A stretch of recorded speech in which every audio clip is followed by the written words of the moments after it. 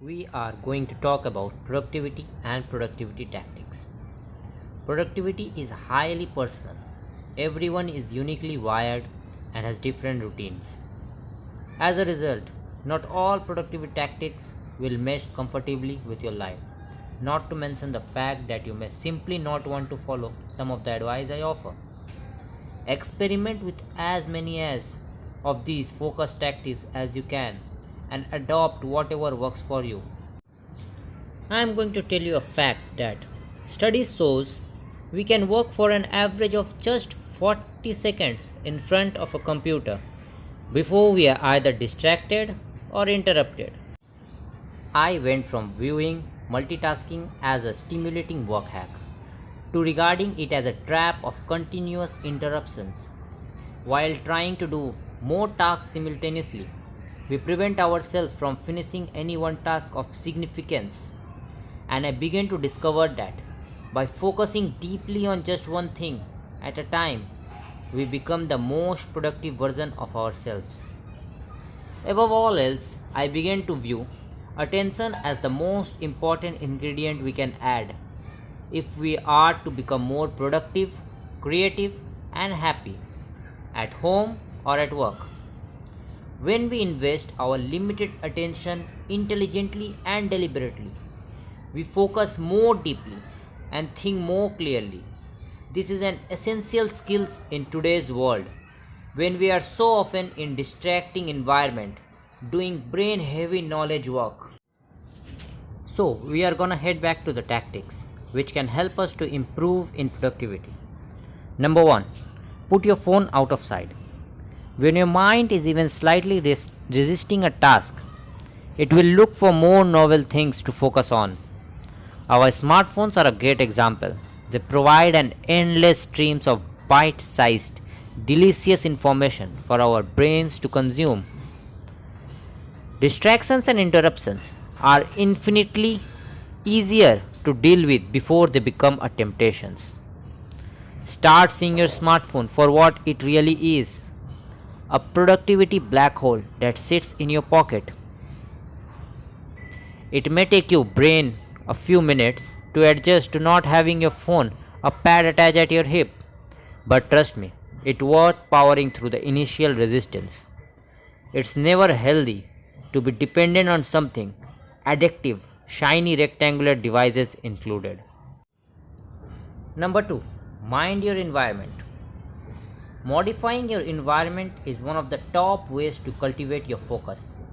The most focus conducive environments are those in which you are interrupted and distracted the least. If possible, move yourself to one of those places where it's a cafe down the street, the library, or a quieter room in the house to better focus on what you are doing. Number 3. Make a distraction list. Distraction will always be present. If you manage to find a reading spot in the Japanese Zen garden with your phone far away, external distractions aren't the only ones to blame. Think of the distraction that can come internally, like your brain reminding that you need to pick up your groceries.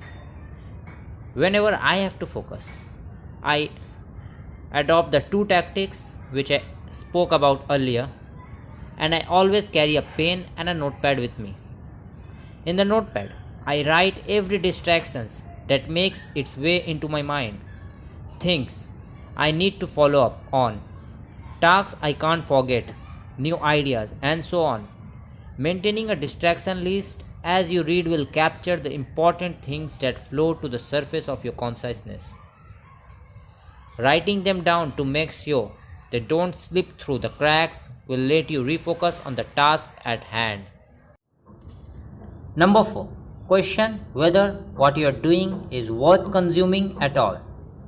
We consume a lot of things out of habit without questioning their worth, books included. Take time to weigh the value of your routine consumption. A tactic I find helpful is to view the description of books, TV shows, podcasts, and everything else as speeches.